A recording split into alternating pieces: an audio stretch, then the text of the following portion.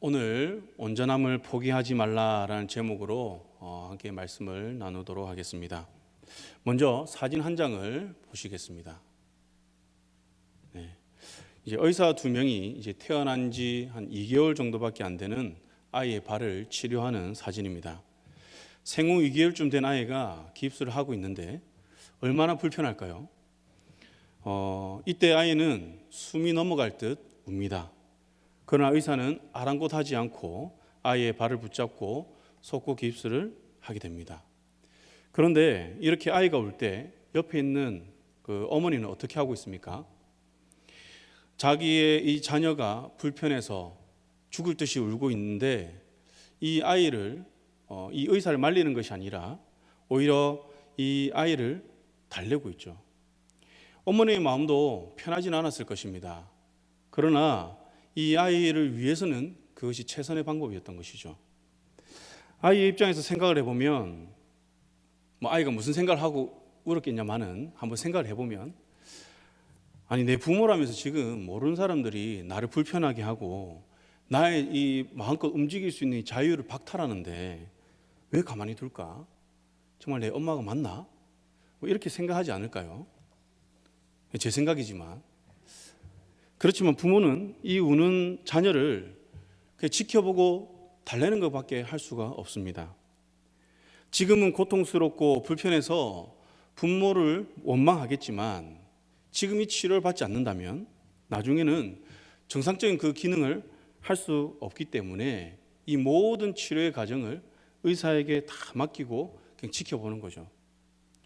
그리고 의사가 당부하기를 이렇게 이야기를 합니다. 아기가 아무리 불편해해도 그래서 너무 운다 하더라도 이 깁스를 풀거나 또는 보조기를 빼면 안 됩니다. 이렇게 당부를 하는 거예요. 그 이유는 아기가 자유라는 것을 맛보게 되면 치료가 더 힘들다는 거예요.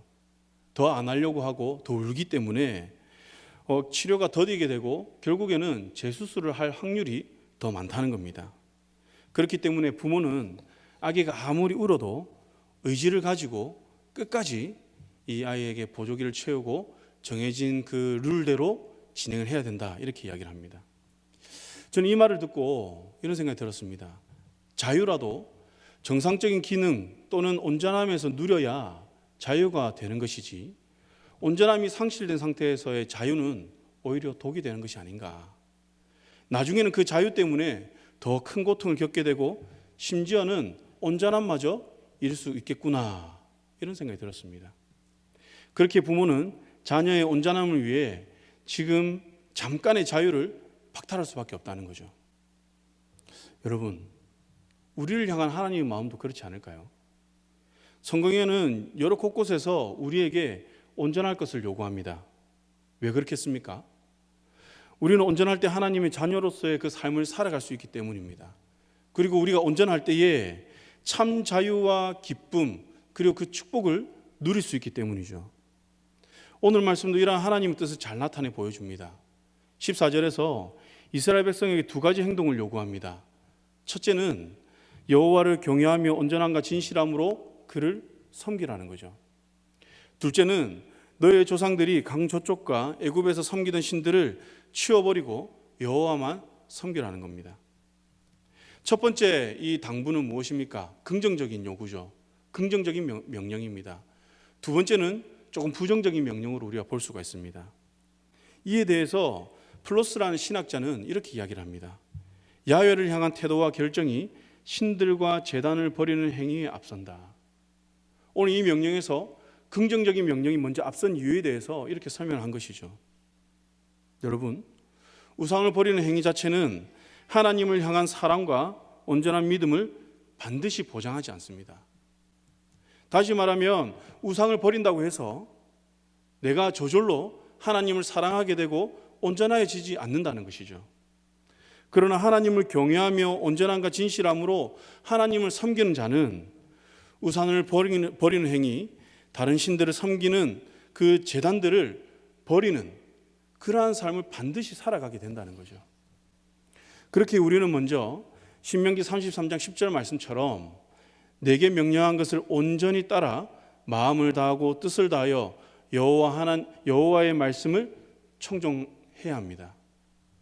여러분, 행위의 시작은 마음에서 시작함을 기억하시기 바랍니다. 그 행위의 가치는 어디에 있느냐? 바로 우리의 마음에 있습니다. 온전한 마음으로 우리가 행할 때에 그 가치가 나타난다는 것이죠. 그래서 하나님께서는 역대하 25장에서 아마샤에 대해서 이렇게 평가를 합니다. 여호와께서 보시기에 정직하게 행하기는 하였으나 온전한 마음으로 행하지 아니하였더라. 그의 행위는 하나님 보실 때 정직하게, 다시 말하면 율법적으로 어떤 오류도 없이 그냥 척척척 진행을 했다는 거죠. 절기도 지키고 하나님을 섬기는 그 어떤 법도 안에서 그는 잘 행했다는 것입니다. 그러나 그 마음은 온전하지 않았다는 거죠. 그런데 이렇게 마음을 온전히 하지 않은 모습이 지금 약속의 땅을 분배받고 살아가는 이스라엘 백성들에게도 나타났습니다. 그렇게 여호수아는 오늘 본문과 같은 요구를 했고 23절에서 그러면 이제 너희 중에 있는 이방신들을 치워버리고 너희의 마음을 이스라엘의 하나님 여호와께로 향하라 라고 하면서 권면합니다. 여기서 무엇을 여호와께로 향하라고 이야기를 하죠? 마음을 여호와께로 향하라는 것입니다. 이스라엘 백성들은 하나님을 섬기지만 마음이 온전치 못했습니다. 외적인 삶의 모습은 하나님을 섬기는 모습이 있었고 하나님께 제단을 바치고 또 제물을 바치고 그들의 절기에 따라 섬겼는지 모르겠지만 그들의 마음은 온전히 여호와를 향하고 있지 않았다는 것이죠. 이것을 여호수아가 보았고 하나님께서는 여호수아를 통해서 백성들에게 선포하게 하셨습니다. 여러분, 하나님께서는 지금 이들을 하나님의 백성으로 삼으셨습니다. 그리고 이들을 통해서 민족을 이루시겠다고 하나님께서는 약속하셨습니다. 이들은 더 이상 노예의 신분이 아닙니다. 이들의 신분은 하나님의 통치를 받는 하나님의 백성입니다. 그렇기에 이들에게는 지금까지와는 전혀 다른 삶의 모습, 삶의 양식이 요구된다는 것이죠. 마치 새수를 새 부대에 담듯이 이들은 이전의 생활의 양식을 다 버리고 마음을 새롭게 하여서 온전히 하나님께만 향해야 하는 것입니다. 그래서 여호수아는 백성들에게 무엇에 힘을 써야 하는지, 너희가 무엇을 놓치고 있는지 그 인생 말년에 강력하게 권면을 하는 것을 우리가 볼 수 있습니다. 여러분, 우리는 어떻습니까? 이 세상을 살아가면서 하나님의 백성으로 우리가 마음을 온전히 하나님께 향하고 있는지 우리 내 자신을 한번 돌아보아야 할 줄 믿습니다. 많은 사람은 여러 이유로 타협을 합니다. 온전함보다는 적당함을 쫓아 살아간다는 거죠. 그러나 여러분, 디모데후서 2장 15절에서는 이렇게 말씀합니다. 너는 진리의 말씀을 옳게 분별하며 부끄러울 것이 없는 일꾼으로 인정된 자로 하나님 앞에 드리기를 힘쓰라. 여기에서 중요한 부분이 나오는데요, 바로 힘쓰라는 것입니다. 이 힘쓰라는 부분은 이렇게 해석할 수 있습니다. 진지하게 노력하다, 내 자신을 최선을 다하라, 이렇게 해석해서 우리가 볼 수 있는 거죠. 적당히가 아니라 최선을 다하는 모습, 온전함을 이루기 위해서 자신을 하나님께 온전히 드리기 위해서 부끄러울 것이 없는 일꾼으로 인정된 자로 살기 위해서 죄와 피 흘리기까지 싸우는 그 모습, 힘쓰는 모습, 그것이 요구된다는 겁니다. 누가복음 말씀에는 좁은 문으로 들어가기 힘쓰라 라는 말씀이 있습니다. 우리가 잘 알다시피 좁은 문은 생명의 문, 그리고 그리스도께 나아가는 문, 그 십자가의 길을 상징합니다. 그런데 이 문으로 들어가기 위해서 어떻게 해야 된다고요? 힘써라는 겁니다. 가만히 있는다고 해서 들어가지는 것이 아니라 그 문으로 가기 위해서는 우리가 애를 쓰고 힘을 써야 된다는 거죠. 땀을 흘리고 정말 눈물이 핏방울이 될 때까지 우리가 애를 쓰고 나아가야만 그 문으로 갈 수 있다는 것입니다. 이렇듯 이 시대를 살아가는 우리 그리스도인들은 좁은 문으로 들어가기 위해서 힘을 써야 합니다. 이것이 온전히 자신을 드리는 그런 모습이라는 거죠. 여러분, 성경에는 하나님과 하나님 백성과의 그 관계에서 적당이라는 말을 쓰지 않습니다. 무엇을 하든지 온전히, 재물을 드릴 때도 그냥 적당히 잡아서 좋은 것을 드리는 것이 아니라 온전히 드리기를 원하시는 거죠. 그래서 하나님께서는 온전히 섬기는 자와 그렇지 않은 자를 철저히 구분하십니다. 그래서 민수기 32장 11절에서 12절을 보면 이스라엘 백성과 여호수아와 갈렙을 하나님께서 구분하십니다. 그래서 그 기준이 어떻느냐? 12절에서 여호와를 온전히 따랐다 라는 바로 이 표현에 있습니다. 하나님은 여호와를 어떻게 따랐느냐, 온전히 따랐느냐, 적당히 따랐느냐, 그것을 두고 이스라엘 백성과 여호수아와 갈렙을 구분하셨다는 거죠.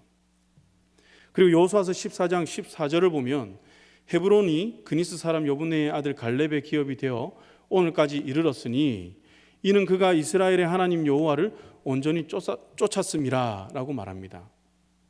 갈렙이 헤브론을 취할 수 있었던 그 이유가 뭐냐면 그가 대단한 열정이 있어서 그의 전술이 좋아서 그의 리더십이 탁월해서 아니면 이전에 하나님께서 주신다고 하셨던 그 약속을 내가 잊지 않고 지금까지 기억했기 때문에 받은 것이 아니라는 거죠.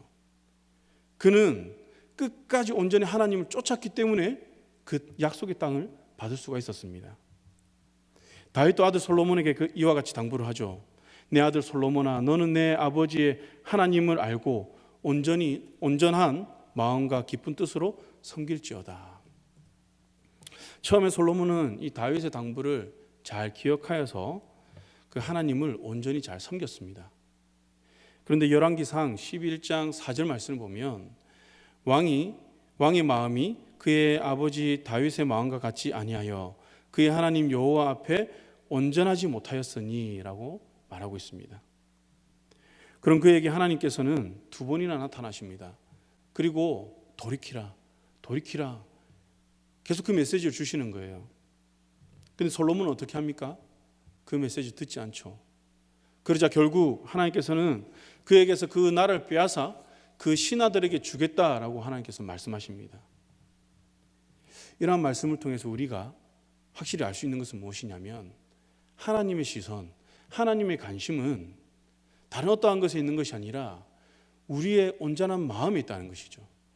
나의 마음이 하나님께 어떻게 드려지고 있는가, 내가 온전하게 하나님께 드리고 있는가, 아니면 적당히 드리고 있는가. 앞에 있는 저에게 적용을 해보면요, 목회를 온전히 하나님을 섬기면서 하고 있는가, 적당히 하고 있는가, 하나님 그것을 본다는 거죠. 이 마음은 안타깝게도 행동으로 100%잘 표출이 되지 않을 수도 있습니다. 그러나 하나님은요, 우리의 행동을 보고 판단하시는 것이 아니라 우리의 마음을 보고 판단하시는 것을 믿으시기 바랍니다. 사랑하는 성도 여러분, 하나님의 백성인 우리에게는 반드시 요구되는 삶이 있습니다. 그것은 여호와를 경외하며 온전하고 진실한 삶입니다. 많은 사람은 내가 예수 믿으면 됐지, 교회 잘 나오면 되었지, 이렇게 생각을 합니다.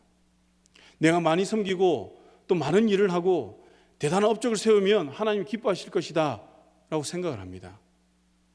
그러나 그렇지 않다는 것이죠. 성경에서는요, 하나님께서 우리의 모든 행위에 하나님을 향한 그 온전한 마음이 있느냐를 보십니다. 이를 잘 나타내주는 부분 중에 하나가 무엇입니까? 바로 아브라함의 순종을 들 수가 있을 것 같습니다. 하나님은 아브라함을 시험하실 때 뭐라고 하죠? 창세기 22장 2절 말씀에 내 아들 내 사랑하는 독자 이삭을 번제로 드려라. 이 중요한 표현이 있습니다.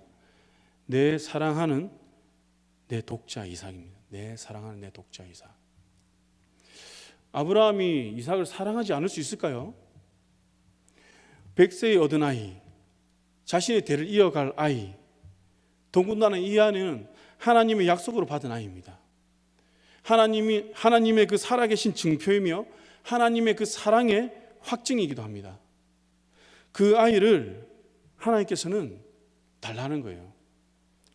그런데 그냥 달라는 게 아니라 어떻게 해요? 번제로 드려라. 여러분, 번제 어떻게 드리는 줄 아십니까?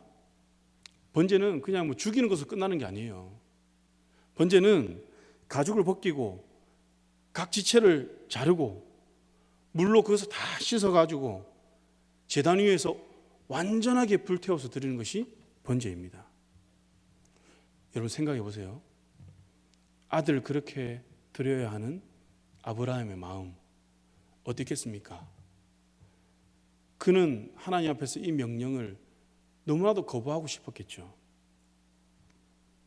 그런데 하나님은 이 아브라함에게 명령하기 전에 뭐라고 말씀하시냐면 창세기 22장 1절에 하나님이 아브라함을 시험하시려고 라고 합니다.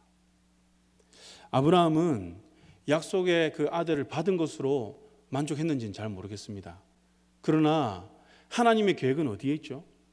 그 이삭을 준 것으로 하나님의 약속이 끝나는 게 아닙니다. 하나님의 약속은 그 이삭을 통해서 민족을 이루게 하시고 더 나아가서 그 대를 통하여 예수 그리스도 메시아를 이 땅 가운데 보내시는 그 계획을 품고 계셨던 것입니다.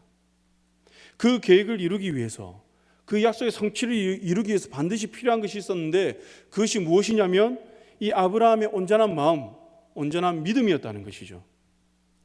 이 명령에 아브라함은 어떻게 반응합니까? 다음 날 즉시 그는 길을 떠납니다. 그리고 모리아 산으로 올라갑니다. 그리고 이삭을 죽이고자 합니다. 그런데 그때 반전이 일어나죠. 하나님께서 그를 멈추십니다. 그리고 하나님께서 이렇게 말씀하십니다. 이제야 내가 하나님을 경외하는 줄로 아노라. 이제야 알겠다는 거죠.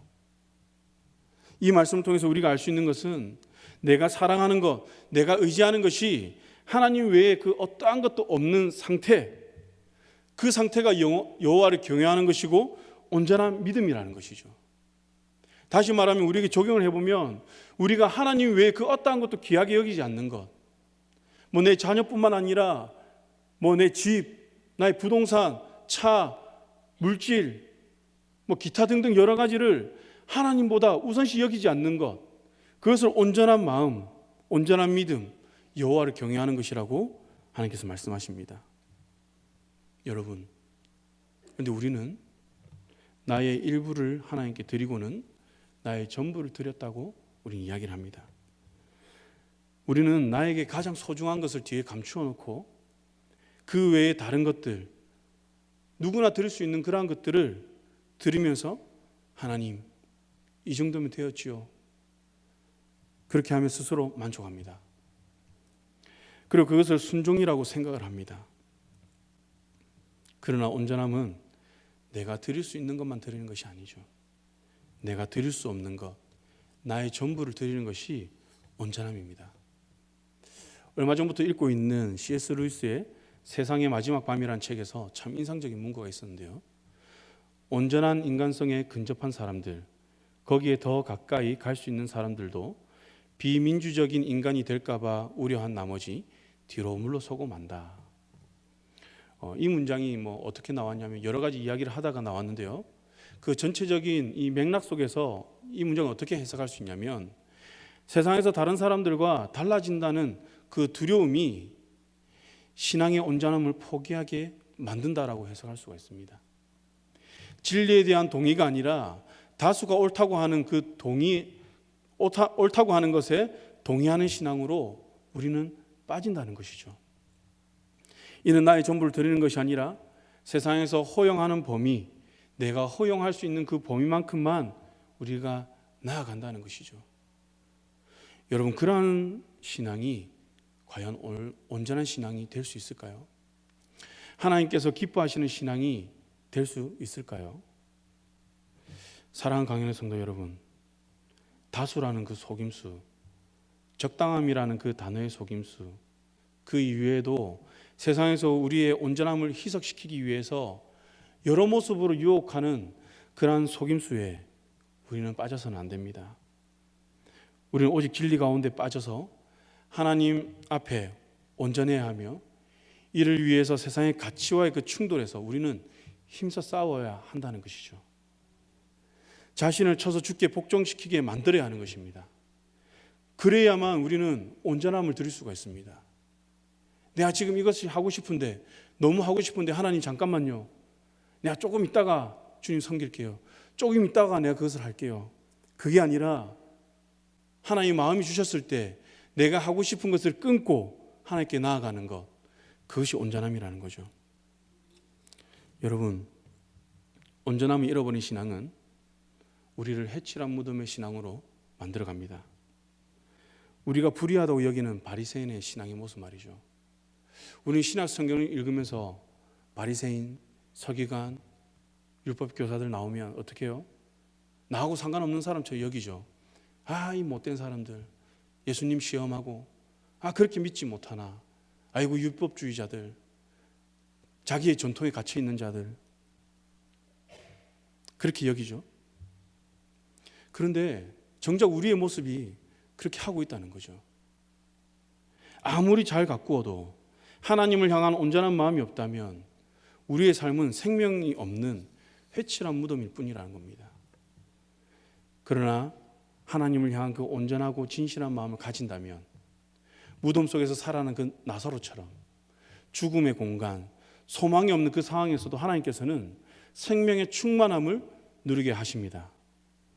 하나님께서는요, 에스겔서 37장 13절에서 내가 너희 무덤을 열고 너희로 거기에서 나오게 한즉 너희는 내가 여호와인 줄 알리라 라고 말씀하셨습니다. 누가 무덤을 연다 하시죠? 바로 하나님께서 무덤을 여신다고 합니다. 그리고 우리에게 생명을 주신다고 하는 거죠. 바로 우리의 생명은 누구에게 있다? 하나님께 있다는 거죠. 내가 귀하게 여기는 것, 세상이 귀하게 여기는 것, 세상에서 가치 있다고 여기는 것에 나의 생명이 있는 것이 아니라 나의 진정한 생명은 바로 예수 그리스도, 우리 하나님께 있는 줄 믿습니다. 그렇기에 우리는 화려한 제사보다 또 우리의 열정보다 바로 온전함을 먼저 이루어 가야 할 줄 믿습니다. 제가 마지막으로 동영상을 하나 준비했습니다. 한 2분 정도 되는데요. 이 짧은 동영상을 보고 말씀을 마무리하도록 하겠습니다.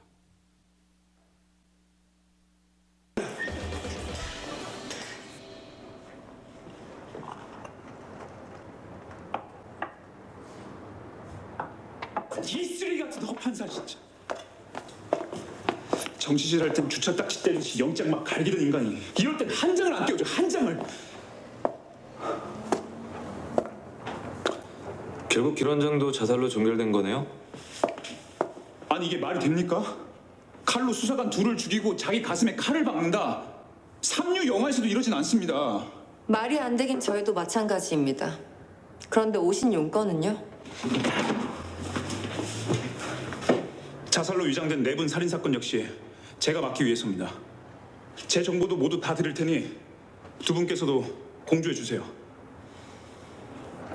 호의는 정말 감사합니다만 저희 쪽은 저희가 알아서 하겠습니다, 검사님. 전 믿으셔도 됩니다. 전 지검에 있는 몇몇 쓰레기들과는 다릅니다. 잘 압니다.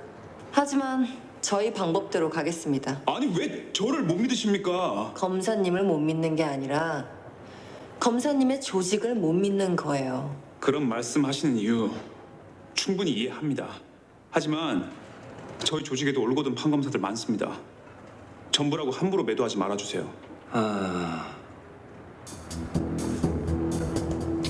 여기 사과가 하나 있습니다.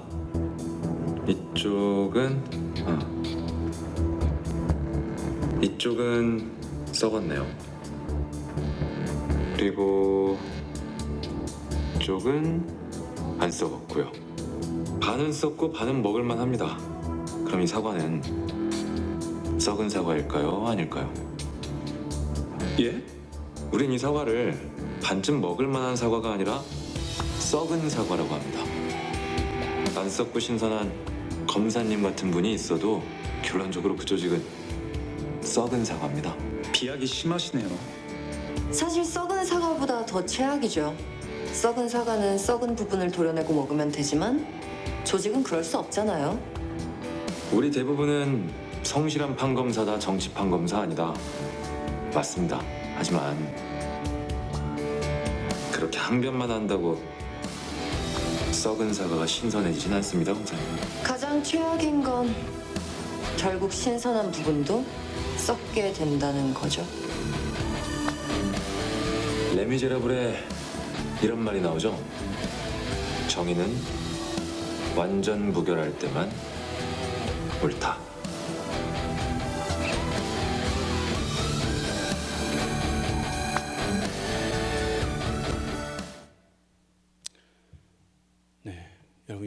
이 영상을 통해서 무엇을 느꼈습니까?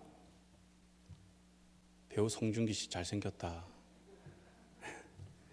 네, 저도 그걸 느꼈습니다. 아니, 어떻게 저렇게 잘생길 수가 있을까? 그런데요, 여러분, 이 사과 비유 우리가 한번 깊이 생각해 볼 필요가 있는 것 같습니다. 여러분, 절반은 썩은 사과, 또 절반은 먹을 만한 그 사과가 있다. 우리는 그 사과를 어떻게 부릅니까? 썩은 사과라고 하죠. 저도 몇 개월 전에 이제 포도를 샀습니다. 포도를 샀는데 집에 와서 열어보니까 그 밑에 이제 곰팡이가 있는 거예요. 그리고 좀 이제 좀 상한 부분도 있고, 그래서 그걸 그대로 들고 이제 마트에 갔습니다. 그리고 이 포도가 곰팡이 쓸었으니, 상했으니 바꿔주세요. 어느 한 부분만 썼고 어느 한 부분만 상했지만 그 전체를 상했으니 바꿔달라고 우리도 다 찾아가잖아요. 그것처럼 우리의 신앙도 저는 그렇지 않은가 생각이 됩니다. 마지막에 그 대사가 나오죠. 정의는 모든 것이 옳을 때 옳다. 어느 한 부분에서 우리가 조금만 오류가 있는 것을 가지고 우리는 옳다라고 이야기를 하지 않습니다. 여러분, 우리의 신앙은요, 우리 하나님 말씀 앞에만 서야 올바를 수가 있고 온전할 수가 있습니다. 다시 말해, 우리의 신앙생활, 나의 믿음 생활 가운데 세상의 이치와 논리 이러한 것들을 허용한다면 하나님, 내 전부가 아니라 내 이 부분만, 이 작은 이 한 부분만 하나님 허용해 주세요. 그렇게 우리가 요구를 한다면 그것은 올바른 신앙이 절대 될 수가 없습니다. 여러분, 그런데 중요한 건요, 이 썩은 사과, 자기만 썩으면 되는데 그 사과 주위에 있는 다른 사과도 다 썩게 한다는 거죠. 우리가 흔히 집에서 경험해 볼 수 있는 게 있죠. 귤을 한 박스 샀습니다. 그 맨 밑에 보면 이제 뭉개진 게 있죠. 그게 곰팡이 씁니다. 그리고 하나하나 꺼내 먹다 보면 어떻게 됩니까? 그게 주위에 있는 모든 귤도 다 썩게 하죠. 바로 그것입니다. 우리 마음 가운데 사단은요, 이 작은 것을 통해서 우리의 전체를 다 썩게 만들고 우리의 가정, 우리의 교회, 공동체를 타락하게 만들어 간다는 거죠. 성경에서는 이렇게 온전하지 못하는 자를 어떻게 부르느냐? 불법을 행하는 자라 부릅니다.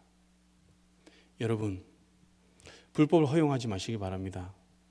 주님은 이 세대를 본받지 말고 오직 마음을 새롭게 함으로 변화를 받아 하나님의 선하시고 기뻐하시고 온전한 뜻이 무엇인지 분별하도록 하라라고 말씀합니다. 무엇이 주님의 뜻인지, 무엇이 주님이 기뻐하시는 일인지, 무엇이 나의 신앙을, 나의 영혼을 썩게 하는지, 무엇이 나의 영혼을 새롭게 하는지, 무엇이 우리 교회를 온전하지 못하도록 하는지 우리는 하나님의 말씀으로 분별하는 지혜가 필요합니다.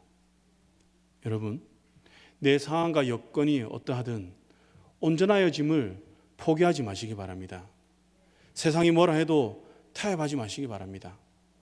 그리고 지금 하나님 외에 내가 사랑하고 의지하는 것이 있다면 이 시간 하나님 앞에 다 내려놓으시기 바랍니다.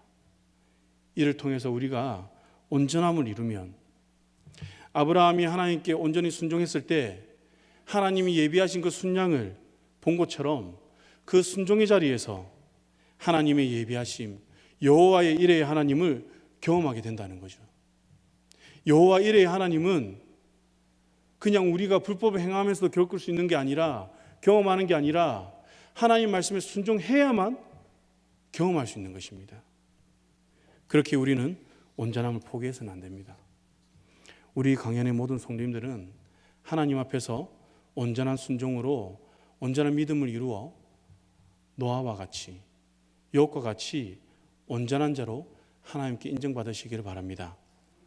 그리고 이러한 온전한 믿음을 가진 우리 성도님들 통해서 우리 교회가 하나님께 온전히 쓰임받고 하나님의 온전한 뜻이 무엇인지 잘 분별하여서 세상에서 하나님의 뜻을 전하는 귀한 그 사명을 감당하는 우리 성도님들과 교회가 되기를 주님의 이름으로 간절히 축원합니다. 함께 기도하시겠습니다.